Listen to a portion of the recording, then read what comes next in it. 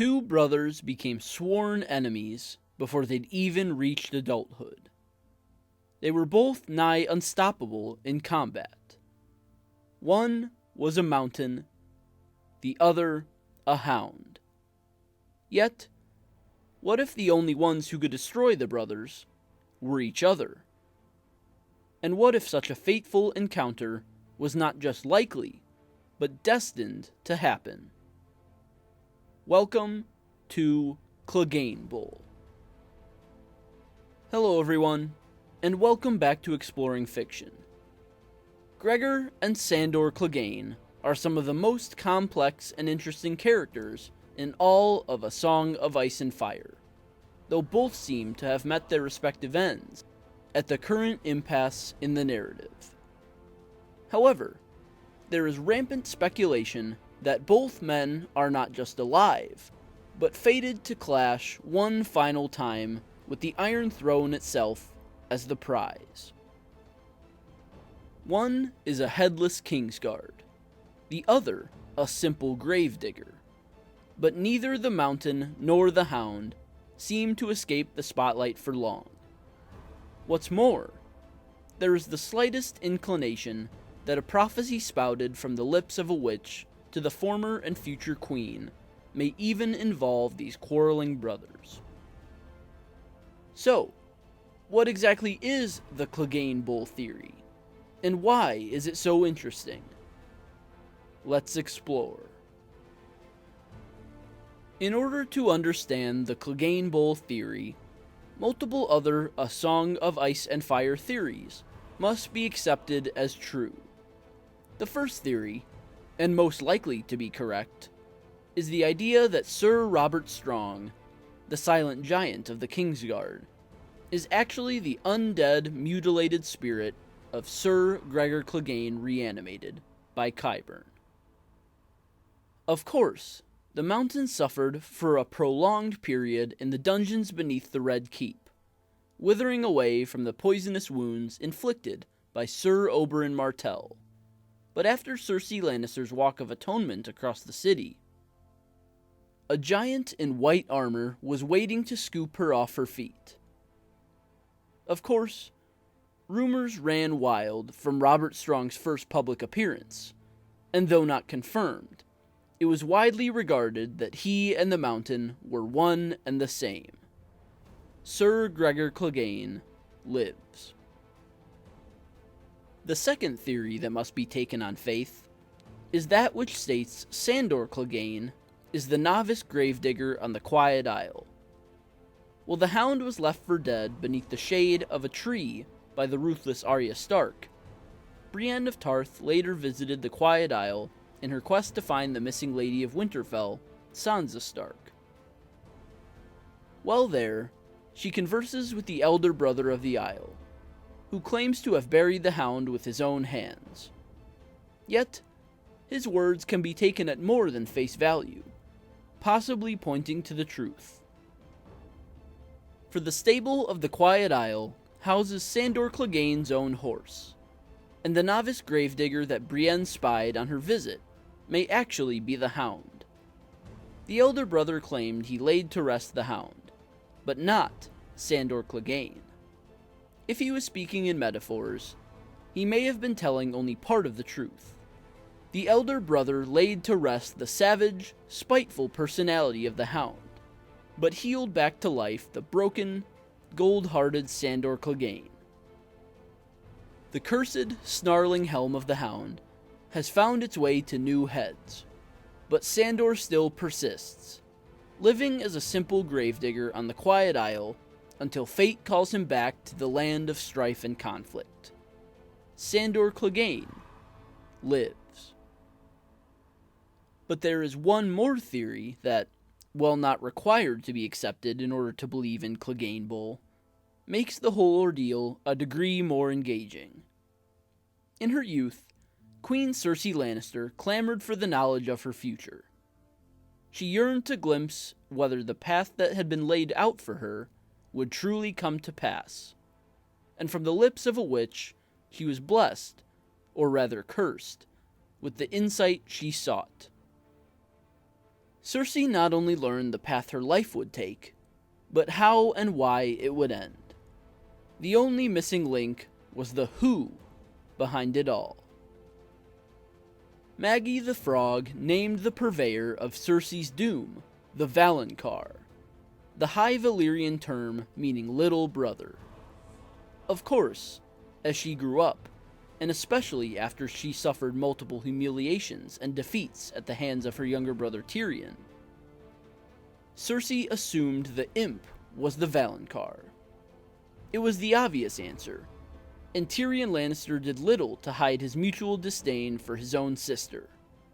However, the simplest answer is usually a false flag, a distraction from the truth, especially in A Song of Ice and Fire.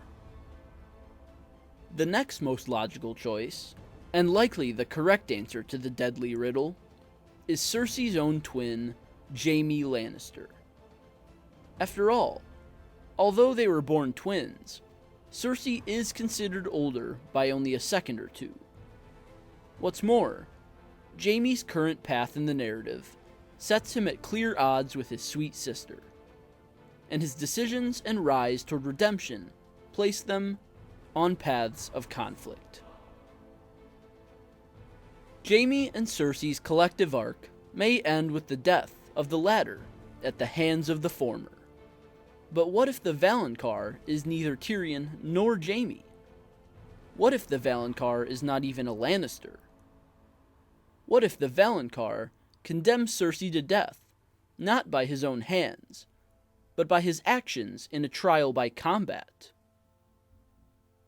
This is the ultimate Cleganebowl theory. Sir Gregor Clegane is alive in the form of Sir Robert Strong. Sandor Clegane is alive as the novice gravedigger on the Quiet Isle. And these two men will meet in combat one final time. Even with her Walk of Atonement, Cersei Lannister still faces a call of justice for her crimes, though like most who spy doom on the horizon, she requests a trial by combat. Her champion is the silent, monstrous Sir Robert Strong, or Gregor Clegane. Her prosecutors are the very sect of religious sparrows she reinstated in an effort to gain more power, the Faith Militant. And if Sandor Clegane truly is the novice gravedigger on the Quiet Isle, then it means he has joined the ranks of the Faith, laying down his life of constant violence and debauchery for the simplicity of a religious order. Yet, because of his past, he may be the most suited among the ranks of the Faith to serve as champion in a trial by combat.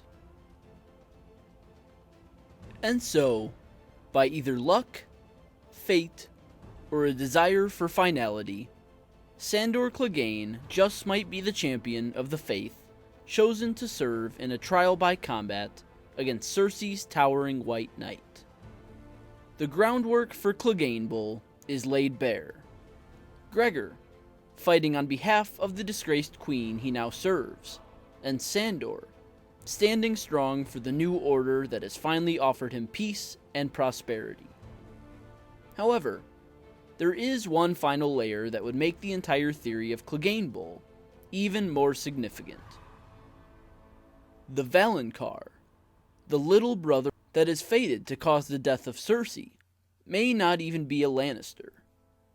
Instead, the Valonqar could be Sandor Clegane. After all, the Hound is the younger of the two Cleganes, thus making him the little brother.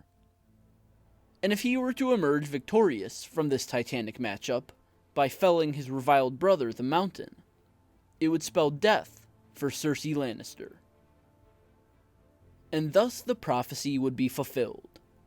The little brother, Sandor Clegane, brings about the death of Cersei, not by his own hands, but by besting his older brother Gregor in a trial by combat fit for the annals of eternity.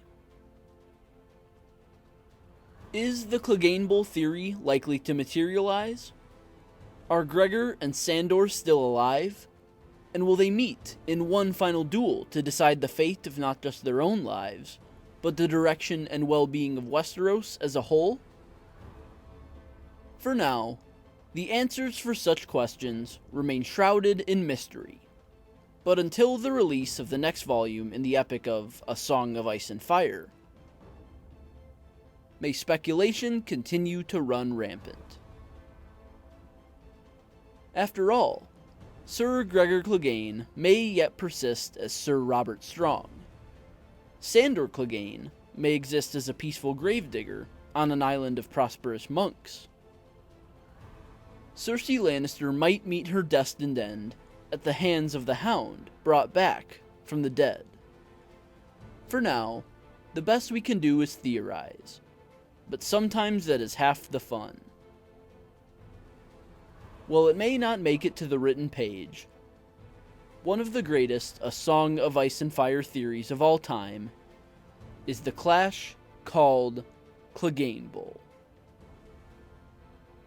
So, that's all for this video. Leave a comment with your thoughts. I'd love to hear them. Leave a like if you enjoyed, and subscribe if you're new here. I'd love to have you. Visit my website, russelawellsauthor.com, for exclusive reviews, fiction, and more. And sign up for my mailing list for free exclusive content. The links for both are in the description below. And, like always, I will see you next time.